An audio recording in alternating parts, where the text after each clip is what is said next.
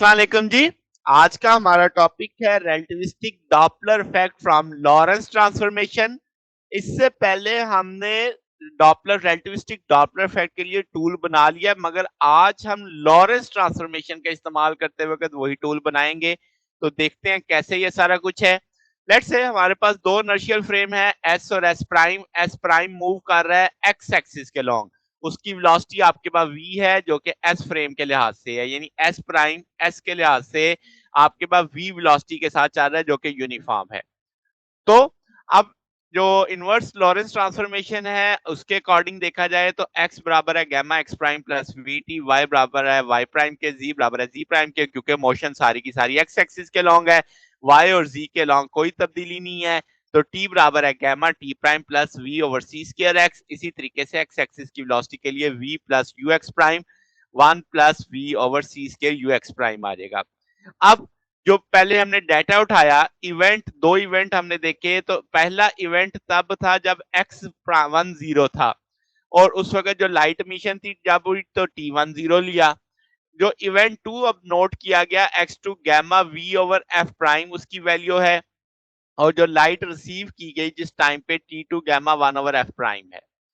इसी तरीके से जब s प्राइम से वही इवेंट नोट किया गया तो x1 प्राइम 0 है, t1 प्राइम 0 है, जहां से जब लाइट मिट होती है। मगर इवेंट 2 जब नोट किया गया तो x2 प्राइम भी 0 है, और जो लाइट रिसीव की गई t2 प्राइम 1 ओवर f के बराबर है।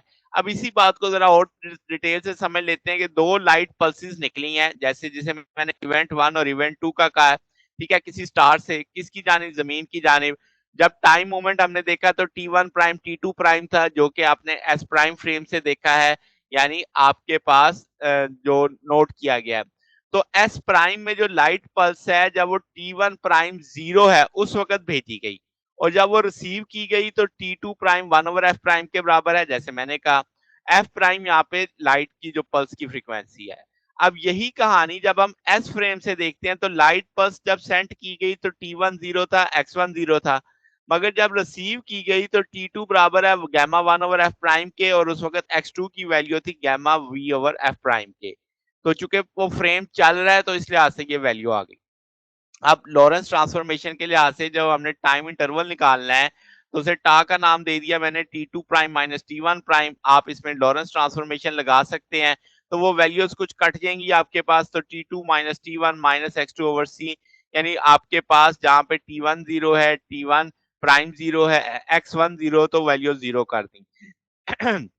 रिमेनिंग इनसाइड जरब का के आपने इसे ओपन कर लिया है। अब gamma over f prime common उठा लिया, 1 माइनस वी ओवर सी था। अब आप इसको थोड़ा सा अरेंज कर सकते हैं, एफ प्राइम एक तरफ कर लें, एफ एक तरफ कर लें, ये फैक्टर आ जाएगा। गैमा हम सारा जानते हैं इसके बराबर है, वो गैमा की वैल्यू डाल गई। अब आप 1 minus v square over c square को अलग अलग करके लिख सकते हैं। इसको भी आप ऊपर सॉल्व कर सकते हैं, क्योंकि इसकी पावर 1 है, इसकी पावर 1/2 है, तो इसे ऊपर ले जाएंगे तो इसकी पावर 1/2 बच जाएगी। तो ये इस रूप में आ गया आपके पास। इसको आप एलसीएम लेके सॉल्व करते हैं, स्क्वायर रूट सी से कैंसिल हो जाता है, तो ये टूल आ जाता है आपके पास। तो ये बताता है कि सोर्स मूव कर रहा है ऑब्जर्वर की जानिब, और आपके जो है प्राइम फ्रीक्वेंसी है वो ज्यादा है किससे, एमिटेड फ्रीक्वेंसी से। आगे चल के ये केस दोबारा देखते हैं। तो इसमें जो आपकी चेंज इन फ्रीक्वेंसी जिसे हम डेल्टा एफ कहेंगे, वो डॉपलर फ्रीक्वेंसी शिफ्ट कहलाएगी। अब आपके पास v बाई सी इंतहाई छोटा होता है 1 से, तो जो फ्रैक्शनल शिफ्ट है डेल्टा एफ ओवर एफ वो इतनी छोटी होती है कि वो ऑलमोस्ट v ओवर सी के ही बराबर आती है, जैसे मैंने यहाँ पे लिख दिया। तो 20 सेंचुरी तक आपके पास ये अज्यूम किया जाता था कि हमारी यूनिवर्स स्टैटिक है, यानी जो स्टार्स है वो मूव करते हैं एक दूसरे के लिहाज से। अब आपके पास जो 1912 में ये पता चला कि यूनिवर्स स्टैटिक नहीं है, जो गैलेक्सीज की मोशन है वो रिलेटिव है अर्थ के लिहाज से, यानी कुछ हमारे करीब जा रही होंगी, कुछ हमारे दूर जा रही होंगी। ये कैसे पता चला, जब हमने उनसे आने वाली लाइट स्पेक्ट्रा को ऑब्जर्व किया, मेजर किया। तो मेजरमेंट जो इन्वॉल्व थी लाइट के अंदर, उससे पता चला कि आपके पास वेवलेंथ की बजाय फ्रीक्वेंसी के अंदर, यानी ये आपने इसे मेजरमेंट ली। तो जो दूर वाली फ्रीक्वेंसी थी उनकी ये जो शिफ्ट थी डेल्टा एफ था, वो हमेशा बड़ी वेवलेंथ की जानिब था। इसका मतलब वो हमसे दूर जा रही हैं या एक दूसरे से। तो आपके पास इसके मतलब एफ बराबर आ जाएगा सी बाई लैम्डा, एफ प्राइम बराबर आ जाएगा सी ओवर लैम्डा प्राइम, वो वैल्यू डाल गई। तो अब आपने 1 ओवर इसमें वैल्यूज के साथ लैम्डा के साथ इसे सॉल्व कर लिया, तो lambda prime over lambda c plus के ऊपर है, सी माइनस के साथ है। तो रेडियल डॉपलर इफेक्ट का मतलब है कि जो मूविंग सोर्स का रिलेट करता है वेवलेंथ को उस फ्रेम यानी फ्रेम ऑफ सोर्स के साथ और वेवलेंथ के साथ जो फ्रेम ऑफ रेस्ट पे आपके लैम्डा नॉट जिसमें वेवलेंथ है, यानी जिसके और लैम्डा वो वेव है जिसमें आपके पास ऑब्जर्वर है।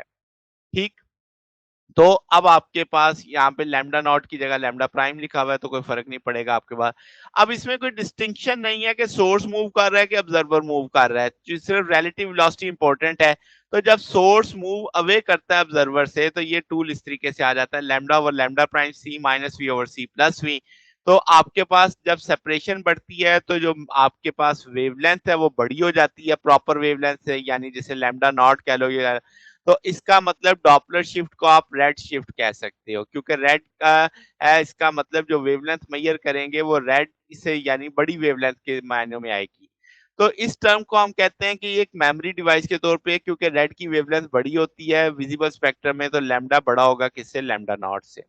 मगर जब सोर्स मूव करेगा टुवर्ड द ऑब्जर्वर, तो आपके पास अब आप जो कि अपोजिट चल रहे हैं, तो माइनस यू आ जाएगा, साइन चेंज हो जाएंगे। तो सेपरेशन कम हो रही है, वेवलेंथ कम हो जाएगी लैम्डा नॉट से, तो हम कहेंगे ये आपके पास बिलो शिफ्ट के तौर पे आ रहा है। तो आप इसमें लिख सकते हैं कि भी ई एच एफ एनर्जी के लिहाज से देखें तो ई प्राइम एच प्राइम एफ दोनों एनर्जीज की रेशियो ले लें तो आप कहेंगे एफ प्राइम ओवर एफ। तो एनर्जीज के लिहाज से भी आप इसे डिस्कस कर सकते हैं।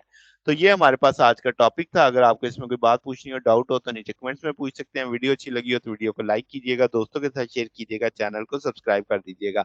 अब तक के लिए इतना ही, बाकी इंशाल्लाह फिर नेक्स्ट देखेंगे। ओके, अल्लाह हाफिज।